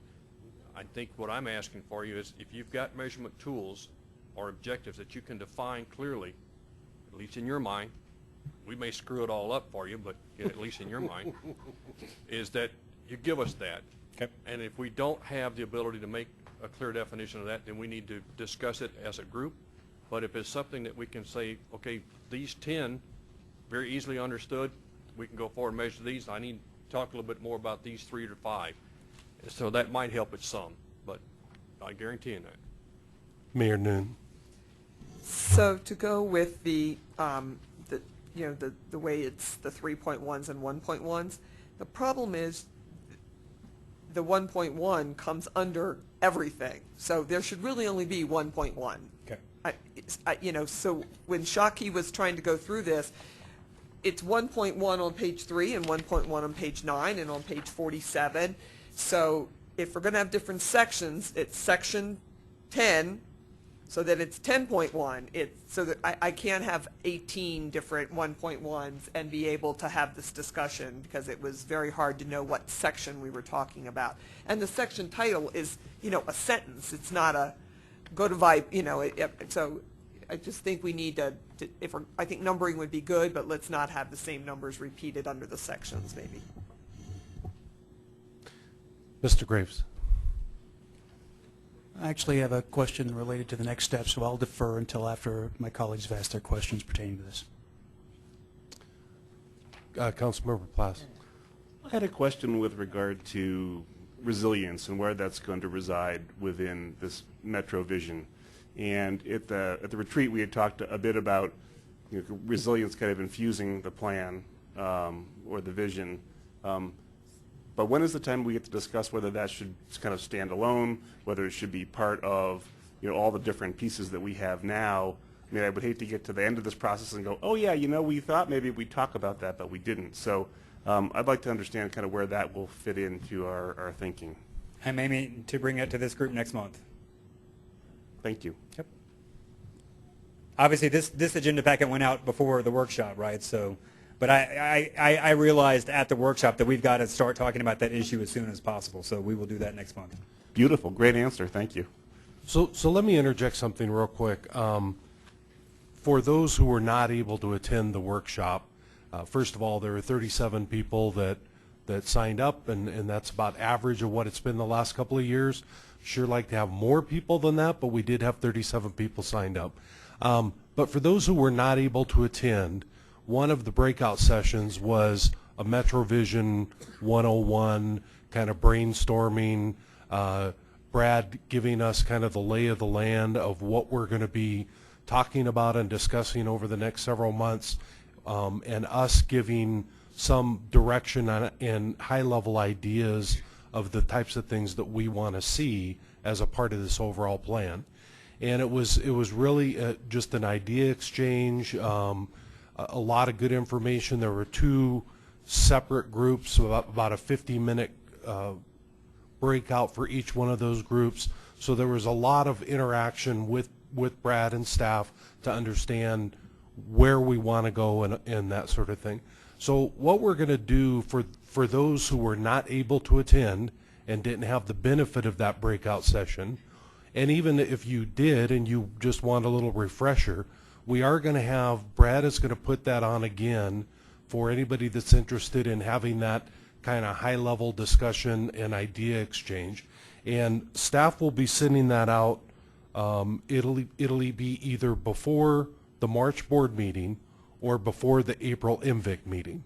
So I just wanted to throw that out as part of this overall discussion, that especially if you weren't able to be there for that overall idea exchange, that will be offered again as we're getting into this deeper discussion.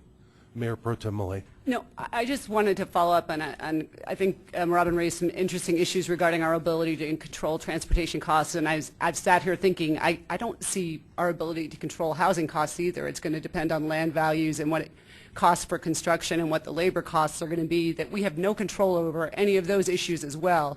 We have control over the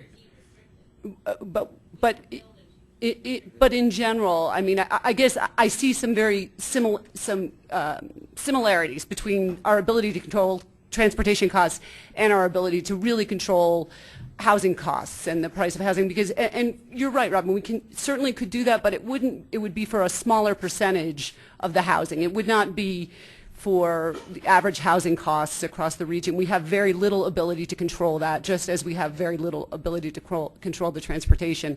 And I guess I'm just still kind of struggling with why we're shying away from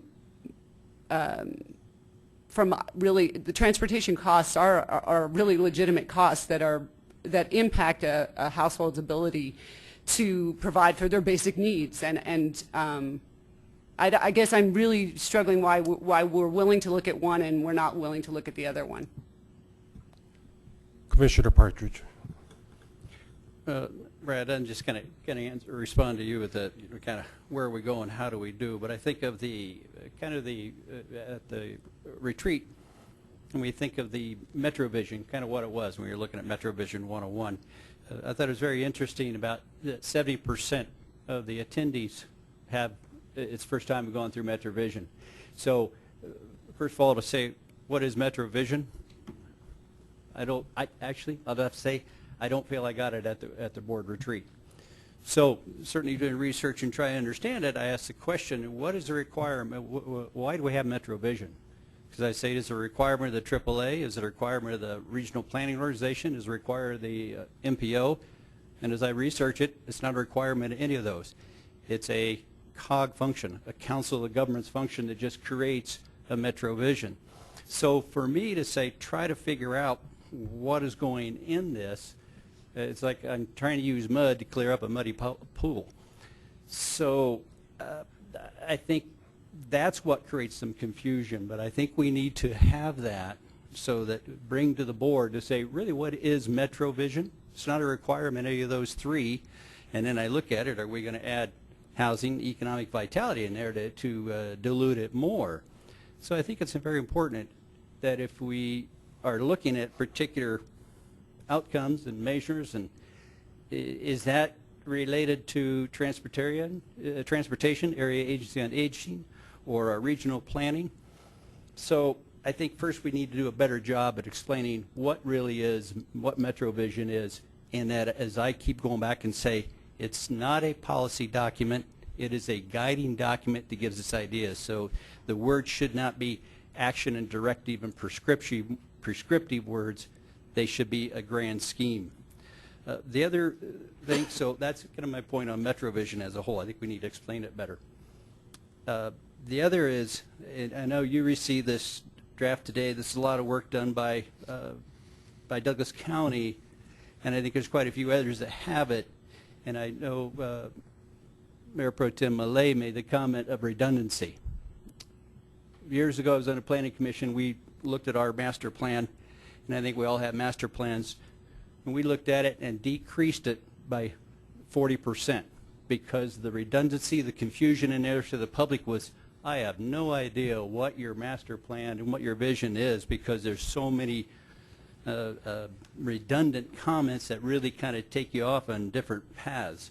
So when I see that, when we look at what was handed out today to many that was looked at on this little red line copy, the redundancy just creates so much confusion. So that's why I would say when we compare a red line 2035 to 2040, and then when we really look at some of these, what has come out of housing and transportation, housing and economic vitality, I see the redundancy that's really creating a lot of confusion. So 2 points again.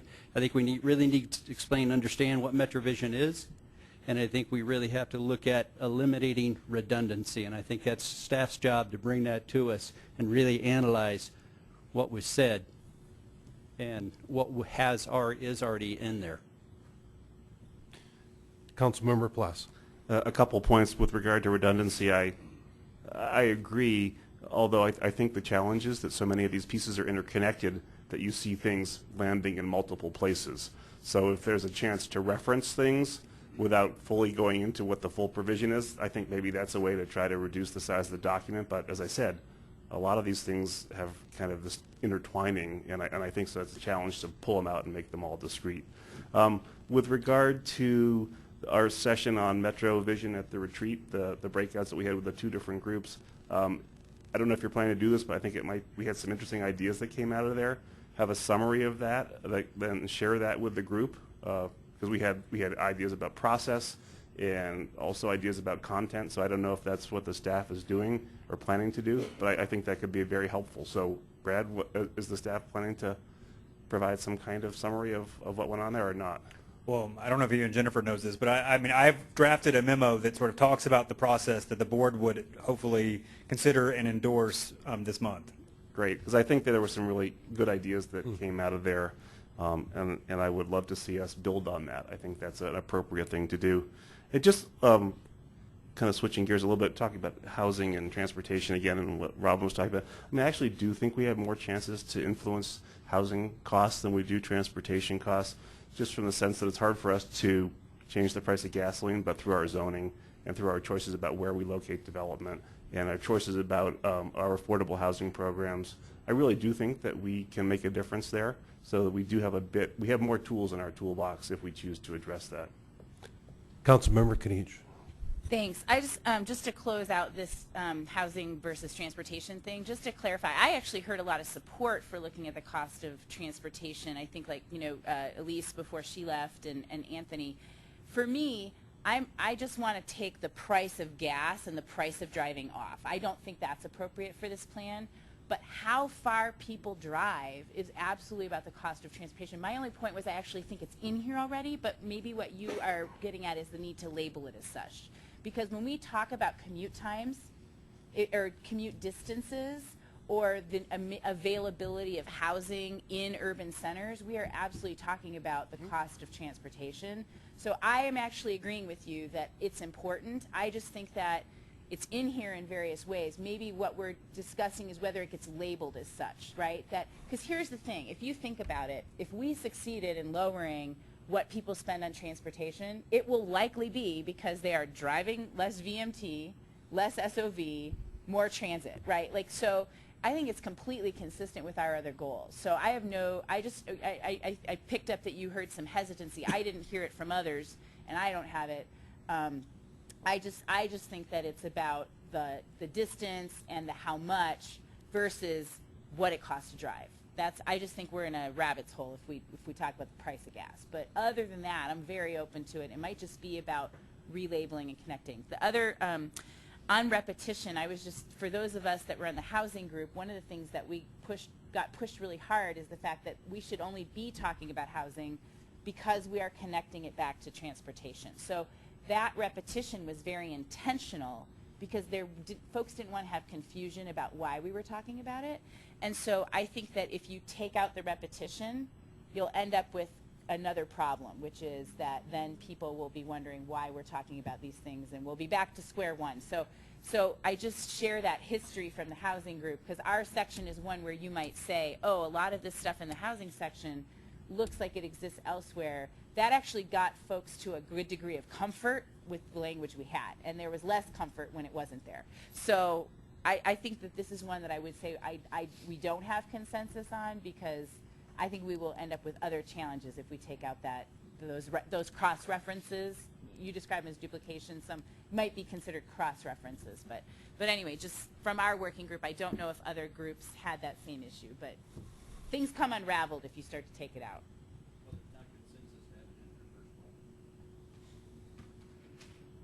Councilmember Dyack. I'm not going to talk about transportation or housing, just an ask. When we get to those points where we have the targets to tie back to the foundational measures, I just asked staff to kind of come back and revisit that, create that feedback loop back to the board to kind of let us know what the trends are. Because to me, the target's important, but the trend is also important. And if we could see that, we could maybe take some corrective action or just identify if that truly was a good target or not, and get feedback from staff to see if we're on the right path. And just to add to that, I mean, that's really why we were trying to make this as much of a performance-based plan as possible, so that feedback loop is constant, right? So, at some point down the road, the board adopts this plan, which will include a series of measures. That then it's our job to keep you informed as to how we're tracking on those measures to decide whether there's a course correction that needs to happen. The course correction could be about the measure or target itself, or it could be about the strategies that are being deployed to try to get us there. Mayor Cernanek? Yes, and I don't know when Anthony's going to jump in here at some point in time, but right after this. Okay, good. Going to Saturday morning, we had this little session on leadership according to Dr. Seuss, and just since then, in thinking through some of the document and what one of our breakout sessions had in it, a couple of thoughts. One is, I'm not sure when I read the document that it sets a foundation of some of the emotional response we want folks to have about Goosebumps as a competitive region on an international scale.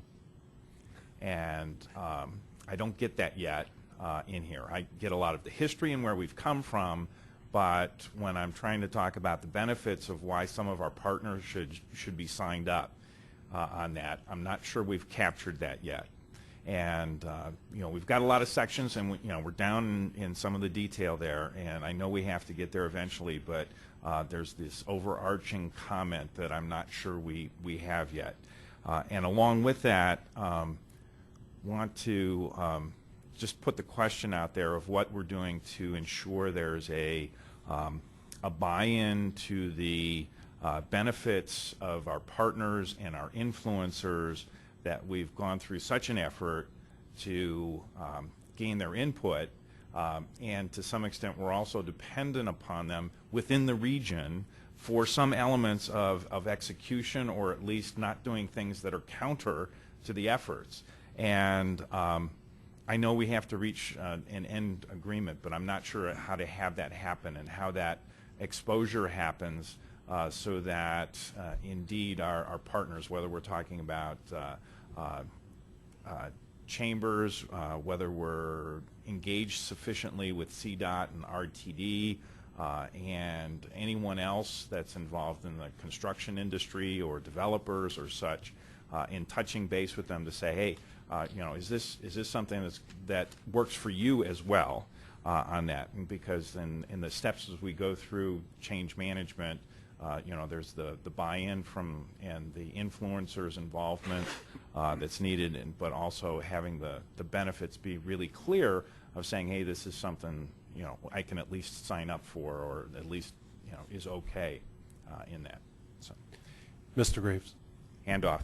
Thank you, Mr. Chairman. So just to piggyback actually on Phil for a second, and then I'd like to raise just a brief moment of personal privilege at the end. So my question is really about sort of next steps for communication once we formally adopt the plan. So I recognize there are formatting questions, there are questions about the level of detail, but once we get through all of that, I think there are a large number of stakeholders that would really benefit from understanding the work that we've done here. And some of those points were raised in the Economic Vitality Committee by some of our economic development partners. So I just wanted to better understand from staff what the communications plan looks like and if we weigh in on that. So that's the question I'll have for you. The moment of personal privilege, just wanted everybody to be aware that I apologize. I was personally unable to make the retreat, really wanted to, but got a little bit sick, and I thought the greatest gift to you was not to come and to have a plague upon your houses. So there's my question. Communication. Well, at this point, there is no real formal communications plan. I mean, I am obsessed with getting this thing adopted, right?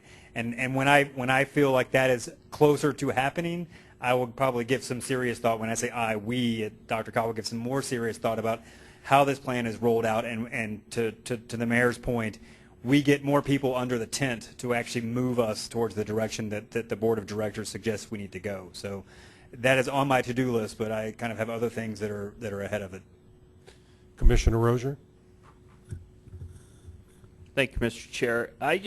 Robin, going back to a comment that you made, and I know we've had multiple discussions since then, but it's frustrating for me when there's a blanket statement that says transit is the most efficient, effective, and cost-effective mode of transportation.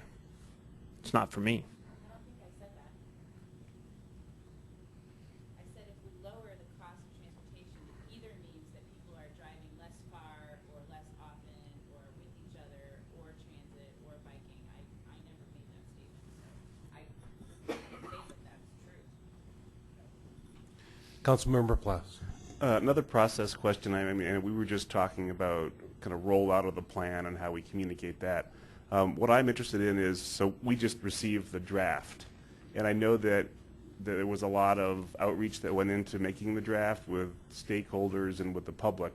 What is the plan now for circling back with those people who helped inform this, and we now have a draft, and so that they can also have input before we get to a final product? Do you have something, or? Huh? Oh, you know, I want to keep people engaged, but I worry about that and this process happening at the same time. I know I have certain stakeholders that are really want to observe, frankly, this process and what happens at the board. Do not be surprised. I have lots of folks that have really pushed to have health be something that's elevated in the plan, that are sort of asking how that they can be involved. And so I am keeping those people informed more like one-to-one, like letting them know when this committee or the board is going to ultimately be talking about these issues.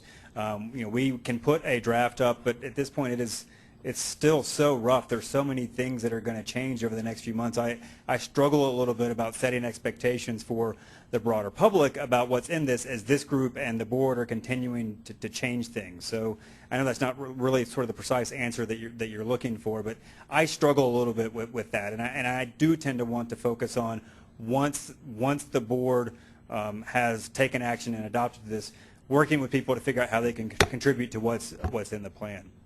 Councilmember. So I personally have a problem with that. I would rather get more input before the plan gets adopted and hear from our stakeholders. I realize that's a messier process, but I hope that there's some way that that can happen. I don't mean to derail this, not at all, but I just think that, you know, from my perspective, input from those folks might be helpful, given that we actually have a draft now. Our executive director has a comment. Well, I tend to side with staff on this to a degree. I think we do need to get more input, but as it's been explained several times by Brad, both here and at the board, all the stakeholder input, which has been enormous, that was setting the buffet. And now it's up to the board. We've taken all that input and we've put it together in a fairly readable form, and the goal is now for you all to start churning through it. I think it's okay to invite the public back in at some point. We can have a public hearing, for example, but to invite all those stakeholders back in, and there were hundreds of them. I think just in